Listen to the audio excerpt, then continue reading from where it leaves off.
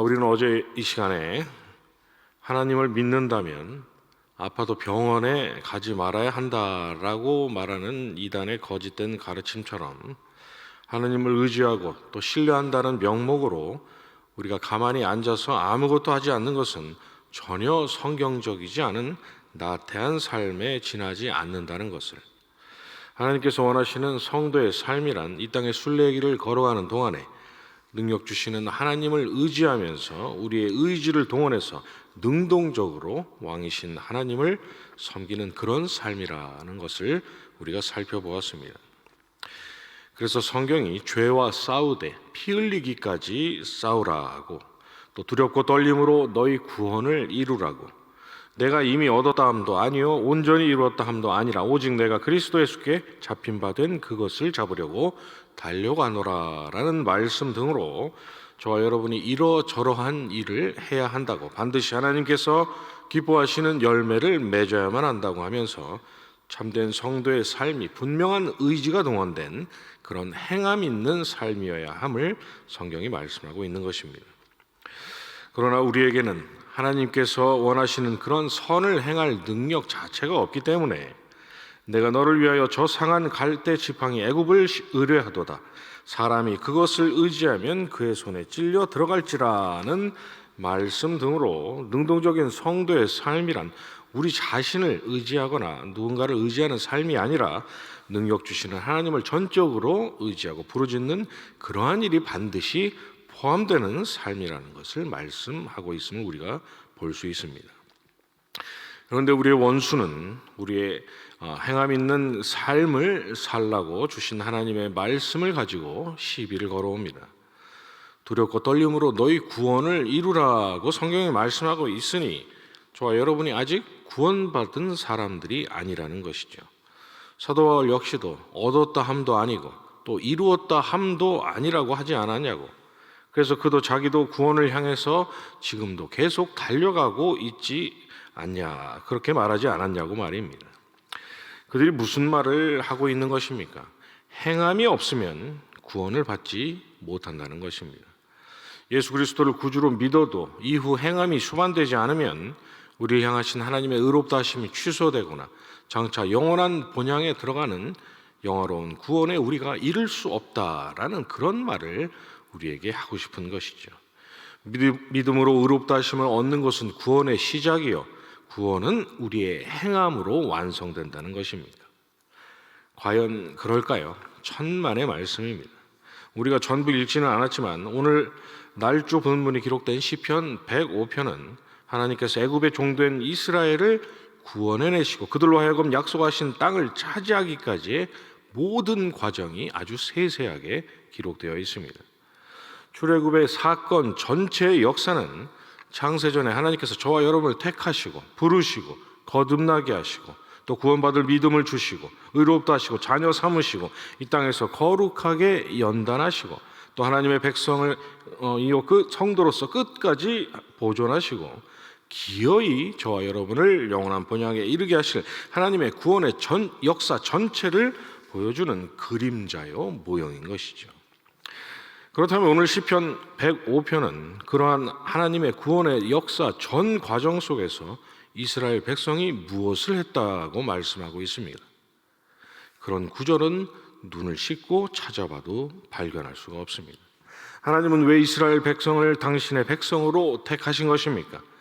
그들은 하나님의 택하심을 받을 만한 그런 다른 민족보다 우월한 면모를 가지고 있었기 때문입니까? 그렇지 않습니다.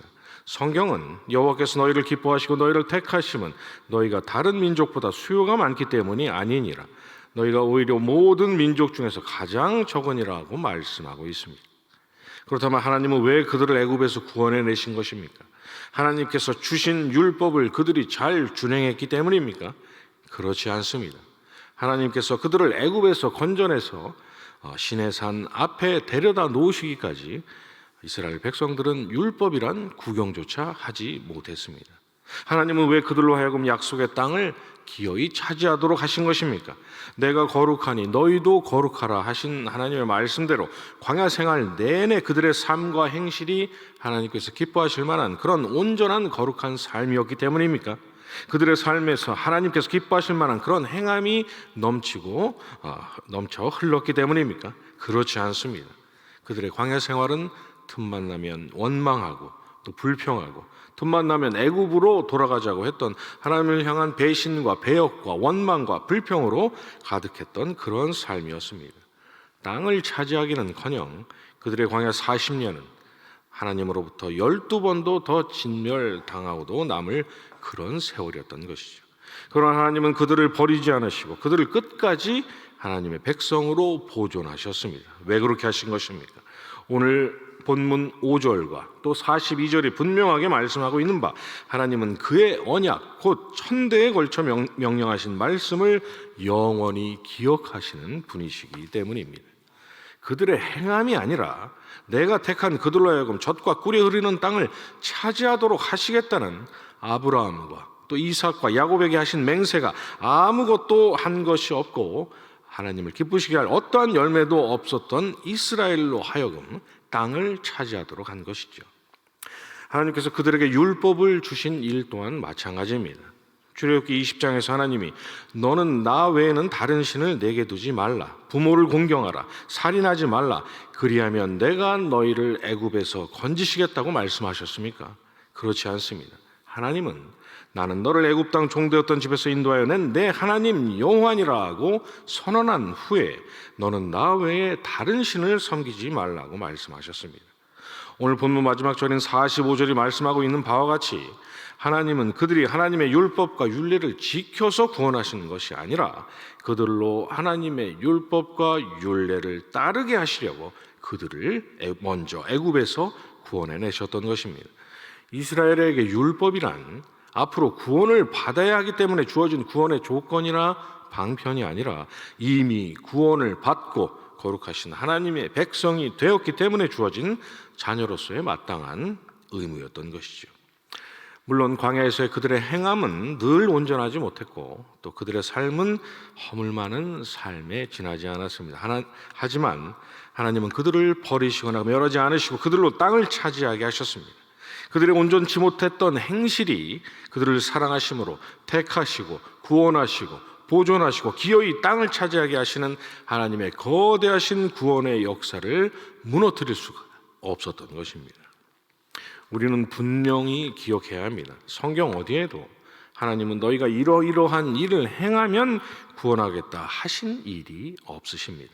하나님은 언제나 내가 너희를 구원했으니, 내가 너희를 거룩한 백성으로 삼았으니, 내가 너희에게 아버지가 되고 너희가 내 아들이 되었으니 그러므로 너희는 이렇게 행하라, 그러므로 너희는 마땅히 거룩하라 라고 말씀하고 계시는 것입니다. 그래서 사도들의 서신서가 언제나 예수 그리스도를 구주로 믿어 의롭다 하심을 얻는 복음의 진리 위에 그러므로라는 접속사로 성도의 행함 있는 삶을 강조하고 있는 것입니다. 성도에게 있어서 행함이란 구원을 받기 위한 조건이요, 부족할 경우 구원이 취소되거나 끝내 얻지 못할 그러한 근거가 아니라 구원을 받았기 때문에, 그래서 거룩하신 하나님의 백성이 되었기 때문에 발생한 천지를 지으신 창조주요 만왕의 왕이시요 만유의 주제이신 하나님의 거룩하신 이름이 우리의 삶을 통해서 영광 받으시도록 할 것인지 말 것인지를 결정할, 그래서 하나님으로부터 우리가 칭찬과 상급을 받을 것인지 아니면 책망과 징계의 회초리를 받을 것인지의 문제가 걸려있는 하나님의 자녀로서의 의무인 것입니다. 우리의 행함은 구원을 얻지 못할까 봐 무서워서 행하는 그런 공포에서 비롯된 것이 아니라 아무것도 한 것이 없고 아무런 자격도 없는 우리를 독생자 예수 그리스도 안에서 구원하신 하나님의 사랑과 은혜가 너무나 감사해서 하나님의 영광을 위해서 아무것도 하지 않고는 견딜 수가 없어서 정결하신 하나님 앞에서 도무지 더러운 죄를 품고 있을 수가 없어서 의에 줄이고 목말라 있는 심령에서 비롯된 자발적이고 마땅히 기꺼운 마음으로 드릴 찬송인 것이죠. 우리가 영원한 본향에 들어가는 일 또한 마찬가지입니다. 우리에게 간절함이 있고 또 능동적으로 또 자발적으로 의지를 동원해 우리가 안간힘을 쓴다 해도 육신을 입고 있는 한 하나님을 왕으로 모시는 저와 여러분의 섬김은 온전하지 않을 것입니다. 선을 행하고 전혀 죄를 범하지 아니하는 의인은 세상에 없다라고 말씀하고 있는 전도서 7장 20절의 말씀처럼 우리의 삶에는 앞으로도 늘 허물이 있을 것입니다. 그러나 그 무엇도 우리를 끝까지 성도로 보존하시고 우리로 하여금 기어이 영원한 기업을 차지하게 하실 우리의 복된 미래는 절대로 변경되지 않습니다. 왜냐하면 그 영원한 본향에 대한 약속은 저와 여러분의 행함과 공로가 아닌 창세전에 성부 하나님과 성자 하나님께서 맺으신 그 영원한 구속의 맹약에 근거하신 것이기 때문입니다. 저와 여러분의 복된 미래는 우리의 현재의 삶으로 말미암아 언제든지 바뀔 수 있는 아직 확정되지 않은 불투명한 미래가 아니라 우리를 택하시고 부르시고 거듭나게 하시고 믿음을 주셔서 의롭다 하시고 자녀로 삼아주신 하나님께서 행하신 지난날의 모든 구원의 역사로 말미암아 이미 확정된 보장된 미래인 것입니다. 이 분명하고도 복된 진리 붙잡으시면서 우리로 하여금 무서워하는 종의 영으로 살아가게 하려는 원수의 괴계에 절대로 속아 넘어가지 마시기 바랍니다.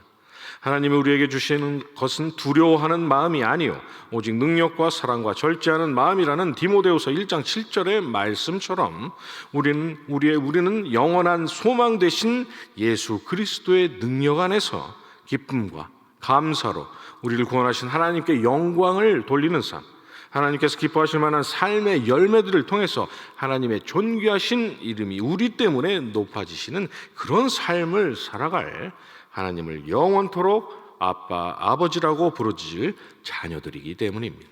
이 복된 사실 늘 기억하시면서 하나님께서 허락하신 오늘 하루도 행함으로써 아버지이신 하나님의 이름을 높이며 살아가시는 저와 여러분의 삶이 되시기를 간절히 소원합니다. 주님 가르쳐주신 기도로 새벽 예배 마치고 계속 기도하도록 하겠습니다.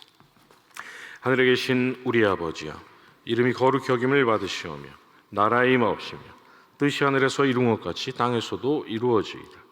오늘날 우리에게 일용할 양식을 주옵시고 우리가 우리에게 죄 지은 자를 사하여 준 것 같이 우리 죄를 사하여 주옵시고 우리를 시험에 들게 하지 마옵시고 다만 악에서 구하옵소서.